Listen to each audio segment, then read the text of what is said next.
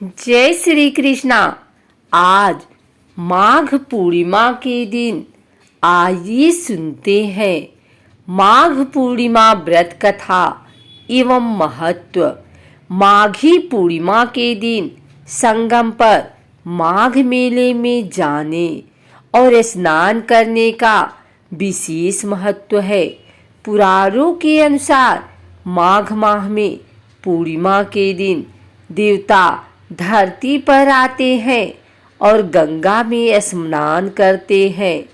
इस शुभ संयोग में दान पुण्य और मंत्र से करें उन्हें प्रसन्न। पुराणों के अनुसार माघ पूर्णिमा के दिन स्वयं भगवान श्री विष्णु गंगा जल में निवास करते हैं।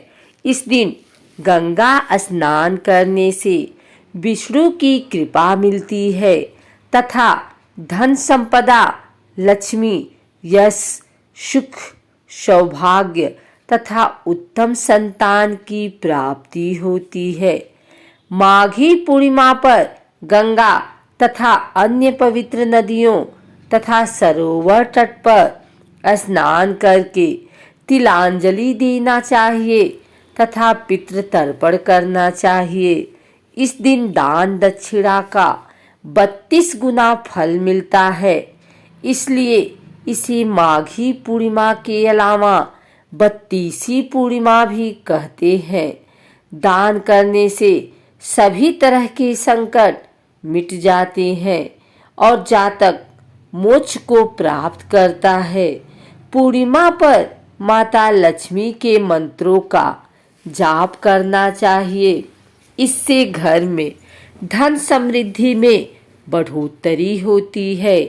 इस दिन देवी लक्ष्मी जी को पीले तथा लाल रंग की सामग्री अर्पित करने से वे प्रसन्न होती हैं।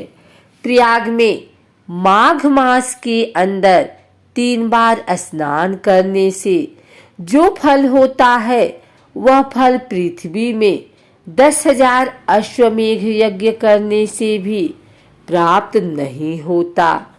पद्म पुराण में माघ मास के महात्म्य का वर्णन करते हुए कहा गया है कि पूजा करने से भी भगवान श्री हरि को उतनी प्रसन्नता नहीं होती जितनी कि माघ महीने में स्नान मात्र से होती है। इसलिए सभी पापों से मुक्ति और भगवान वासुदेव की प्रीति प्राप्त करने के लिए प्रत्येक मनुष्य को माघ स्नान करना चाहिए।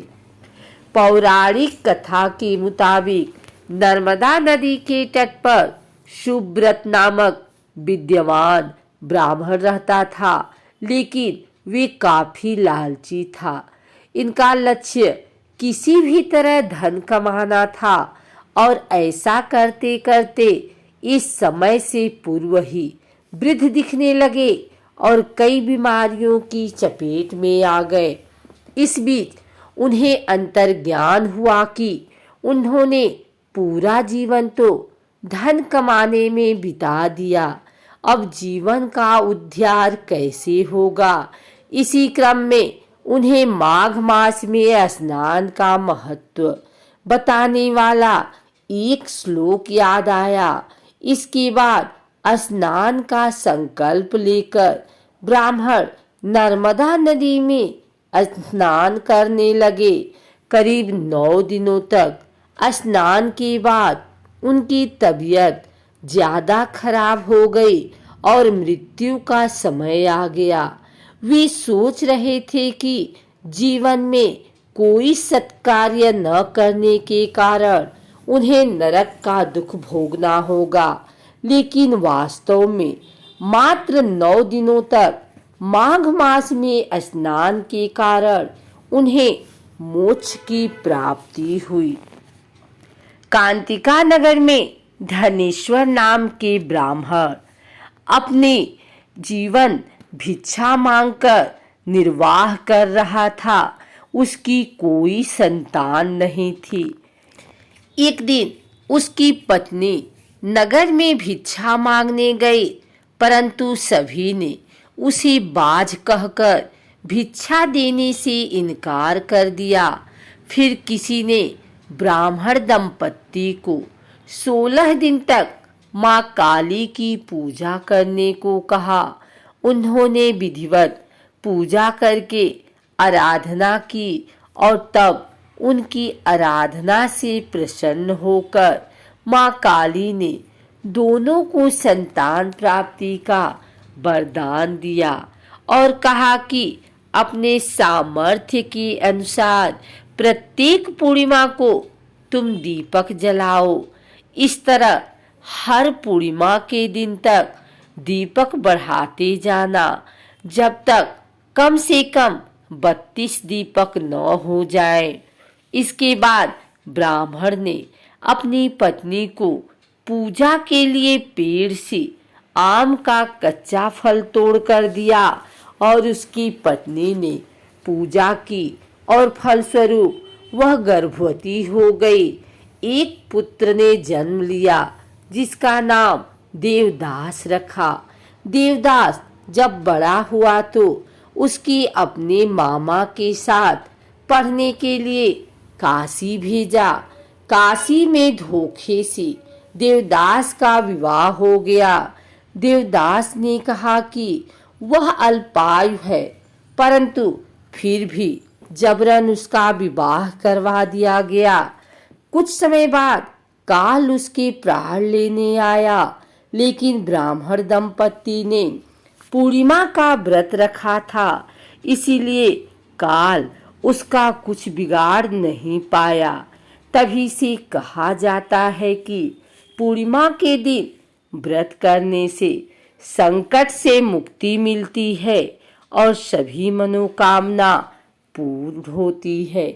बुधवार को पूर्णिमा के दिन सुबह ब्रह्म मुहूर्त में उठकर घर की साफ सफाई करें।